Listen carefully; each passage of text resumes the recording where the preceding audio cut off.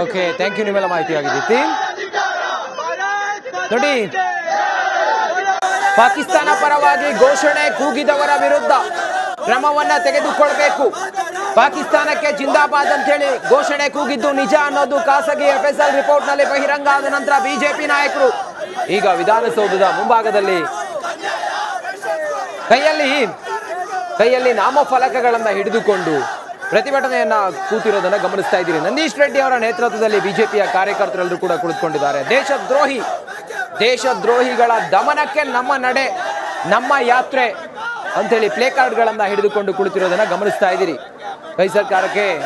ಈ ಕಾಂಗ್ರೆಸ್ ಸರ್ಕಾರಕ್ಕೆ ಭಾರಿ ಮುಜುಗರ ಆಗ್ತಾ ಇದೆ. ಒಂದು, ಪಾಕಿಸ್ತಾನಕ್ಕೆ ಘೋಷಣೆ ಕೂಗಿರೋದು, ಪಾಕಿಸ್ತಾನಕ್ಕೆ ಜಿಂದಾಬಾದ್ ಅಂತ ಹೇಳಿ. ಮತ್ತೊಂದು ಕಡೆಯಲ್ಲಿ ಬಾಂಬ್ ಬ್ಲಾಸ್ಟ್ ಆಗಿರೋದು, ಅದಾದ ನಂತರ ಅವ್ರು ಕೊಟ್ಟಂತ ಹೇಳಿಕೆಗಳು, ಮತ್ತೊಂದೆಲ್ಲ ಇದೆಲ್ಲವನ್ನು ಕೂಡ ಬಿಜೆಪಿ ಚುನಾವಣಾ ಸಮಯದಲ್ಲಿ ಸರಿಯಾಗಿ ಬಳಸ್ಕೊಳ್ಳೋದಕ್ಕೆ ಅಥವಾ ಇದನ್ನ ಕಟುವಾಗಿ ಟೀಕೆ ಮಾಡೋದಕ್ಕೆ ಸರ್ಕಾರದ ಮೇಲೆ ನೇರ ಆರೋಪ ಮಾಡ್ತಾ ಇದೆ. ನೋಡಿ, ನಂದೀಶ್ ರೆಡ್ಡಿ ಅವರ ನೇತೃತ್ವದಲ್ಲಿ ಆಲ್ರೆಡಿ ಈಗ DGIGPಗೆ FSL ವರದಿ ಆದಷ್ಟು ಬೇಗ ತರಬೇಕು. FSL ರಿಪೋರ್ಟ್ ಅನ್ನ ಏನಿದೆ ಈಗ ಸರ್ಕಾರ ಕೊಟ್ಟಂತ ವರದಿ FSLಗೆ ಟೌನ್ ಹಾಲ್ ಬಳಿಯಿಂದ ನೇರ ಪ್ರಸಾರದಲ್ಲಿ ದೃಶ್ಯವನ್ನ ಗಮನಿಸ್ತಾ ಇದ್ದೀರಿ. ಬಿಜೆಪಿ ತಿರಂಗಾ ಯಾತ್ರೆಯನ್ನ ಮಾಡ್ತಾ ಇದೆ. ಅಂದ್ರೆ ದೇಶ ಮೊದಲು, ದೇಶಕ್ಕೆ ಅಪಮಾನ ಆಗೋ ಯಾವುದೇ ಘಟನೆ ಆದ್ರೂ ಕೂಡ ಅದನ್ನ ನಾವು ಖಂಡಿಸ್ತೀವಿ. ಭಯೋತ್ಪಾದಕ ಶಕ್ತಿಗಳ ಅಟ್ಟಹಾಸ ಅಳಿಬೇಕು, ಅಂಥ ನಿರ್ಧಾರಗಳನ್ನ ಸರ್ಕಾರ ಕೈಗೊಳ್ಳಬೇಕು ಅಂತ ಹೇಳಿ ಆಗ್ರಹಿಸ್ತಾ ಸರ್ಕಾರದ ವಿರುದ್ಧ, ಕಾಂಗ್ರೆಸ್ ಪಕ್ಷದ ವಿರುದ್ಧ ಬಿಜೆಪಿಯ ನಾಯಕರು ಪ್ರತಿಭಟನೆಯನ್ನ ನಡೆಸ್ತಾ ಇದ್ದಾರೆ. ಬೆಂಗಳೂರಿನ ಟೌನ್ ಹಾಲ್ ಮುಂಭಾಗದಿಂದ ನೇರ ಪ್ರಸಾರದ ದೃಶ್ಯಗಳನ್ನ ಗಮನಿಸ್ತಾ ಇದ್ದೀರಿ.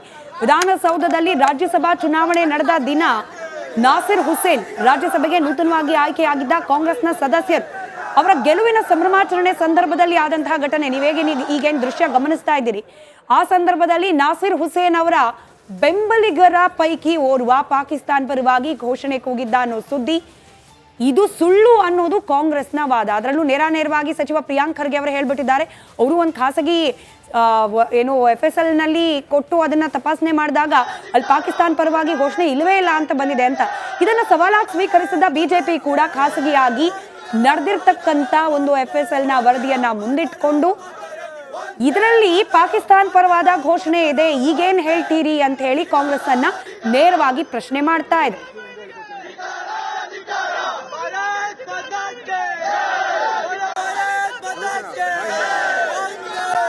ಮತ್ತಷ್ಟು ಡೀಟೇಲ್ಸ್ ಟೌನ್ ಹಾಲ್ ಬಳಿಯಿಂದಲೇ ನಮ್ಮ ಪ್ರತಿನಿಧಿ ಸವಿತಾ ನೀಡ್ತಾ ಹೋಗ್ತಾರೆ. ನೇರ ಸಂಪರ್ಕದಲ್ಲಿದ್ದಾರೆ. ಸವಿತಾ, ಅಲ್ಲಿರುವ ಬಿಜೆಪಿ ನಾಯಕರನ್ನ ಮಾತನಾಡಿಸ್ತಾ ಈ ಪ್ರತಿಭಟನೆ, ಈ ತಿರಂಗಾ ಯಾತ್ರೆ, ಇದರ ಉದ್ದೇಶ ಹಾಗೆ ನಾಯಕರ ಮಾತುಗಳು ಏನೆಲ್ಲ ಡೀಟೇಲ್ಸ್ ಇದೆ ಹಂಚ್ಕೊಳ್ತಾ ಹೋಗಿ ಸವಿತಾ. ಸ್ಮಿತಾ, ವಿಧಾನಸೌಧದಲ್ಲಿ ಪಾಕ್ ಪರ ಘೋಷಣೆ ಕೂಗಿದ್ದನ್ನ ಈಗ FSLI ವರದಿ ಕೂಡ ಬಂದಿದೆ. ಪಾಕ್ ಪರ ಘೋಷಣೆ ಕೂಗಿದಾರಂತ ಇಂದು ಬಿಜೆಪಿ ಕಾರ್ಯಕರ್ತರು ಸಹ ಈ ಟೌನ್ ಹಾಲ್ ಬಳಿ ಏಕಾಏಕಿ ಪ್ರತಿಭಟನೆಯನ್ನ ಮಾಡ್ತಿದ್ದಾರೆ. ದೃಶ್ಯದಲ್ಲಿ ನೋಡಬಹುದು, ಪೊಲೀಸರು ಸಹ ಕಂಟ್ರೋಲ್ ತರಕ್ಕೆ ಹರಸಾಹಸವನ್ನ ಪಡ್ತಾ ಇದ್ದಾರೆ. ಒಂದಿಷ್ಟು ಮುಖಂಡರು ಇದ್ದಾರೆ, ಅವರನ್ನೇ ಮಾತಾಡ್ತಾ ಹೋಗೋಣ. ಸರ್ ಹೇಳಿ, ಇವತ್ತು ಏಕಾಏಕಿ ಪ್ರತಿಭಟನೆ ಮಾಡ್ತಿದ್ದೀರಾ, ವರದಿ ಕೂಡ ಬಂದಿದೆ, ಏನಿದೆ?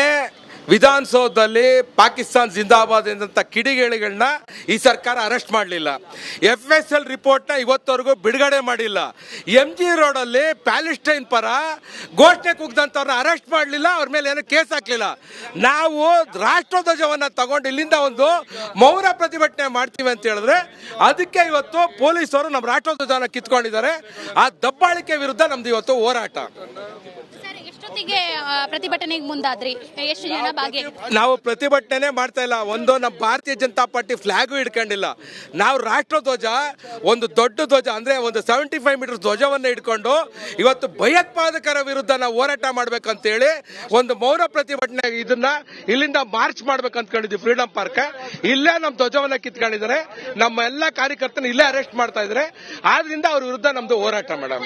ಎಷ್ಟು ಸರಿ ಪಾಕ್ ಪರ ಘೋಷಣೆ ಕೂಗಿದ್ರೆ ಮೌನ ವಹಿಸ್ತಾರೆ, ರಾಷ್ಟ್ರಧ್ವಜವನ್ನ ಹಿಡಿದ್ರೆ ಕಿತ್ಕೊಳ್ತಾರೆ ಅಂದ್ರೆ? ಪಾಕಿಸ್ತಾನ್ ಜಿಂದಾಬಾದ್ ಅಂತ ಹೇಳ್ದೋ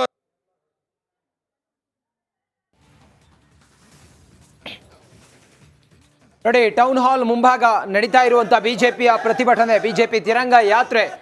ನೂರಾರು ಸಂಖ್ಯೆಯ ಬಿಜೆಪಿ ಕಾರ್ಯಕರ್ತರಿದ್ದಾರೆ. ನಂದೀಶ್ ರೆಡ್ಡಿ ಮತ್ತೆ ಬಿಜೆಪಿಯ ಕಾರ್ಯಕರ್ತರು ಎಲ್ಲರೂ ಕೂಡ ಈ ಪ್ರತಿಭಟನೆಯಲ್ಲಿ